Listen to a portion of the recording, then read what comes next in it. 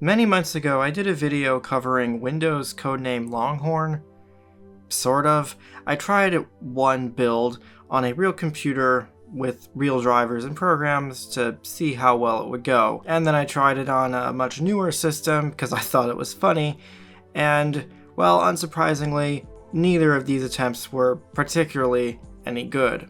I didn't really expect this video to actually blow up at all, but it did, and there were some suggestions in the comments that did get me thinking of expanding on this idea. So that's what we're doing today. I titled this video something along the lines of Windows Longhorn Nonsense because it's basically just a continuation of that video. Sort of. We're going to be trying a couple more builds on a very different system and maybe actually trying to get somewhere? Last time I used build 4093, which is the final build of original Longhorn before its infamous development reset. And to be honest, that's a really terrible build to use for lots of reasons, as was shown in that video. So this time we're going to be using two different builds from different periods of time. There's lots of different builds that I could have picked, but for this video I've settled on build 4029 from June of 2003 and build 4074 from April of 2004. These two builds in particular were mentioned in the comment section. They're some of the more well-known builds, so I figured that was probably a better place to start. In addition, I'm also trying to post-reset builds 5219 from August of 2005 and 5384 from May of 2006. Mostly just for a bit of perspective, but the majority of the focus is going to be on those pre-reset builds because, well, they're more Longhorn. And we're going to be going for a completely different system than anything that was used in that video. Say hello to the Dell Dimension 8100 that I've already done a sorta proper video on. This is one of the earliest Pentium 4 systems that was available, meaning it's actually a socket 423 Pentium 4, so it's really more like a Pentium 3, but with a higher clock speed. And in this case, it's a whole 1.5 gigahertz. It also has 1.1 gigs of RD RAM and an upgraded ATI Radeon 9600 XT. This system actually predated the release of Windows XP by a few months, and so pretty much all of the hardware in it, with the exception of that aftermarket GPU, just works right out of the box. So in theory, since Longhorn for the most part is just XP, the drivers should, in theory, be the same. This time I've already set up a copy of Windows XP. I've installed a bunch of random software and stuff that I could just find on my hard drive, including some stuff like an old version of Microsoft Office and some Aero software and Netscape and a couple old games as well, just trying to get some different stuff installed really. Mostly just a more standard collection of software that wasn't tied to some recovery disk. Otherwise, this is just some clean install of Windows XP, and the only other changes I've made is I installed the graphics driver. So I guess it's time to make it work a lot less. I might as well go in numerical order, so we're going to start with the oldest build, of course, 4029. Some fun facts about this build: it's very blue. Here's another fun thing. This computer only has USB 1.1, and I was running the install files off of my USB hard drive. So the install itself took a very long time. In fact, it took so long that it actually crashed after it rebooted. So yeah, that's confidence inspiring. It started going again after I rebooted it, so I guess that's good at least. So I left and did some more waiting, and when I came back, it was done. Rather unsurprisingly, the video driver wasn't installed, which was fine, because I expected that. Otherwise, as I predicted, everything was there. So, cool. In theory, this won't have any driver problems. Nothing a little snappy driver installer can't fix anyway. For my sake, I set the screen resolution to 720p just so it's easier to see. And then I started seeing what was left, because I couldn't actually upgrade from XP to this build for reasons, so I guess installing all that software was probably a waste of time. But it created a very fun situation where some of the software still worked fine anyway. But other things, though, definitely weren't doing so hot. So I got to work reinstalling what I could. Pretty much everything installed perfectly fine, with the one exception being Partition Magic, which I can't say I'm surprised about. Well, there was one other rather unfortunate thing that didn't install, and that was daemon tools, which is what I use for mounting ISO files. Because that won't properly install, it means anything I used an ISO for now won't work either, so I guess installing those games was a waste of time, since any attempts just blue screened the computer. When it came back on, it was doing some more driver installs, which was kind of odd. I don't know, maybe something to do with the fact that it hadn't been rebooted yet. Anyway, it definitely took a bit of a hit with the stuff installed, because while it did boot back up just fine, unlike this, it definitely was a lot slower at booting up, which I guess I can't say I'm surprised. But other than a couple minor issues, seemed like everything was going good so far. So with that in mind, I felt like it was time to move on to the next build, 4074. This is actually my personal favorite build of Longhorn. It's one of the most famous builds. This was distributed at WinHack 2004. So yeah, it's been around for a very long time.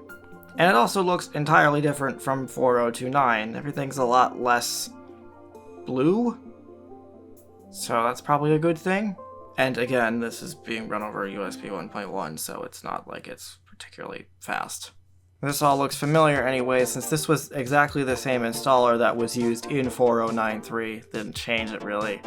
This build in particular was requested a lot in the comments, which I can't say I'm surprised about. Usually when people are referring to Longhorn or installing Longhorn, this is pretty much the build that they use. And I can't say that I blame them.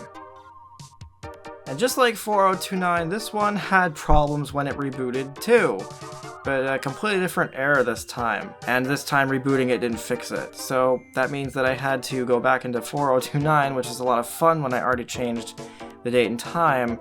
I ended up having to copy the files directly to the hard drive instead of my USB drive, and it seemed a lot happier then, so I don't know, maybe I just couldn't properly access it or something. And once I did that, it was pretty much smooth sailing. It took a while to install the hardware, but that's not that surprising. In fact, it took so long that in between that time, I got a furniture upgrade. I'm kidding, of course, I just got sick after that previous footage was recorded, so things are looking a bit different now because the previous folders for programs and users and everything weren't directly preserved, they got renamed, and so this is basically just a clean slate. And unlike 4029, this picked up the video drivers straight away, so the drivers must have been included sometime between those two builds, which is fair enough. And it means that everything truly works out of the box this time. So on a clean install, it really wasn't too bad. Of course, everything is still here, it's just that the previous folders were renamed, so I could basically get back to where I was before by just copying them to the current folders. And after that, do the exact same process of reinstalling pretty much everything that I could find. The one big change between these two builds, for whatever reason, is that Daemon Tools actually works. So I was able to mount ISOs and install some other stuff normally in ISOs. So not really something I was expecting, but I did find it a little bit funny to be installing Halo on Windows Longhorn. And again, after all that, it survived just fine, and resource usage really wasn't looking that bad. But you know, this install do be looking a little bland. Ah, now that's more like it. This was a pain to set up on this computer. I had a lot of problems trying to do it, but when it's working, it looks very good. even if it doesn't run well on this computer at all. See, even though this GPU is capable of it, you also need a relatively powerful CPU to keep up with it, which this old Pentium 4 can't. Doesn't mean I tried opening stuff with Aero enabled anyway, which definitely slowed the computer down a lot, since it meant the CPU was basically stuck at 100% all of the time. While it was coping with it fairly well, there were still problems. Of course, it's fairly glitchy, and as I found out, certain programs really just don't like it at all. And another thing is that games, or pretty much anything that actually needed 3D acceleration, just didn't work with Aero enabled. So much for installing those games earlier, I guess. And there are other issues with it, of course. Like I said, Aero on this build is kind of a pain since it's not officially in it, and you have to kind of do some workarounds to get it there. And there were a couple other minor issues that I ran into, but probably the most annoying of them all is that my USB peripherals almost always would stop working after the system was rebooted, and I'd have to plug them into a different port. This didn't happen initially, but it seemed like the more I interacted with the OS and installed and did stuff, this problem started happening more and more. And it was fairly annoying when the only USB ports for the system are on the back. I'm sure PS2 probably was fine, but I didn't have one of those keyboards over here. It just was kind of annoying. And probably one of the other big annoyances, because I did all of the Aero stuff, is that Windows Explorer is broken, so you can't actually view any Explorer windows, which can be a little inconvenient. I ended up having to run the setup through the run prompt, which is just a little bit annoying, but that's how this build is. But anyway, we're moving on to the post-reset build 5219, which is looking a lot different than this build. I actually probably could have upgraded from that Windows XP install, but because I'm running old Longhorn as far as it's concerned, that doesn't exist. The main reason I'm installing this mostly is just for something to compare it to, because post-reset Longhorn is a lot different from original Longhorn. Really, it bears the same code name, but a lot of the code for it was very different. It had its own separate problems, like installation time, because it was horrendous. I started this at about 2 o'clock and I came back a couple hours later and it still was nowhere near finished. But when it did get there, this time things were a lot different. The glass theme was enabled right out of the box because I had a compatible GPU, but in return, a lot of other drivers were missing. I actually didn't really expect this at all. I thought that they were still going to work, but I'm guessing because of the change basically to the code base, a lot of old drivers didn't make the cut. This problem is supposed to be solved by the inclusion of a supplementary driver pack. For whatever reason, the files were corrupted, so it didn't work. It's probably something to do with just the exact copy since I pulled this from an ISO. I tried Snappy Driver Installer, but that was a waste of time. So basically those drivers just aren't installed. The biggest one I cared about was the graphics, and that seemed to be okay. If I was going online, this probably would have been a bigger problem. The glass theme was a lot smoother on this system, so clearly there's been some refinements there, but it definitely was pretty slow. Still, I persevered anyway and did exactly the same process I did the last 2 times. And this time we're back to Daemon Tools not working at all.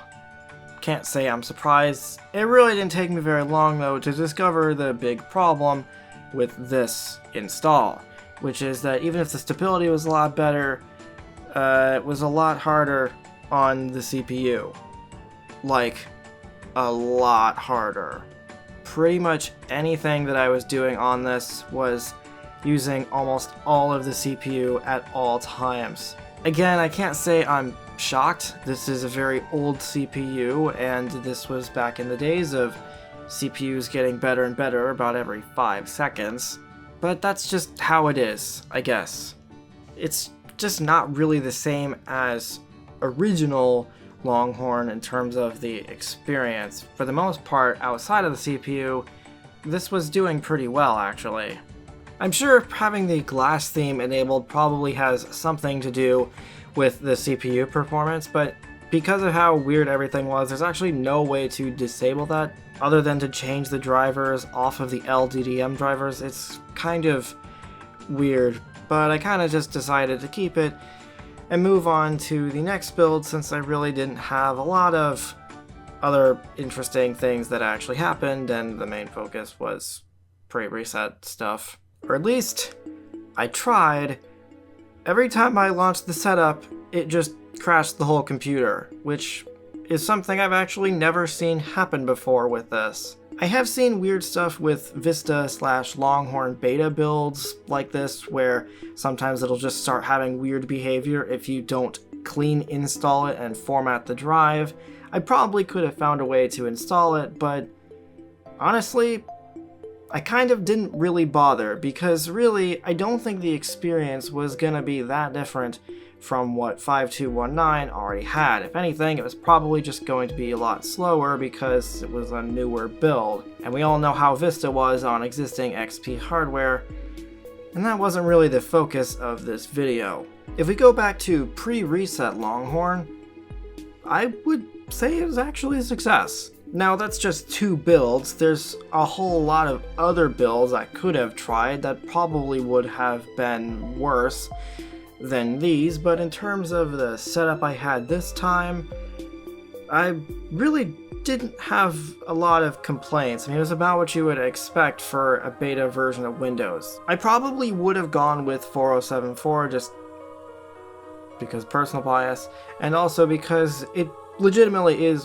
one of the best builds of Longhorn in terms of stability and stuff, but that doesn't mean that it was perfect and had no problems. I didn't really experiment all with different drivers, which might have solved some of my USB problems. I really didn't want to touch any of that in the event that it broke the OS, be something I might have to experiment with on my own time, or the simple truth is to find a better system than this. There probably were more compatible options that were a little bit newer than this old system. This is just what I had in my collection. When this build was compiled, this computer would have already been about 3 years old, and back in the 2000s, that was an eternity. So I can't really say that the performance is that shocking to me. But of course, it can still be difficult, because if you have something that's too new and has much newer drivers, then there's a good shot that it won't work. So yeah, just kind of a weird in-between.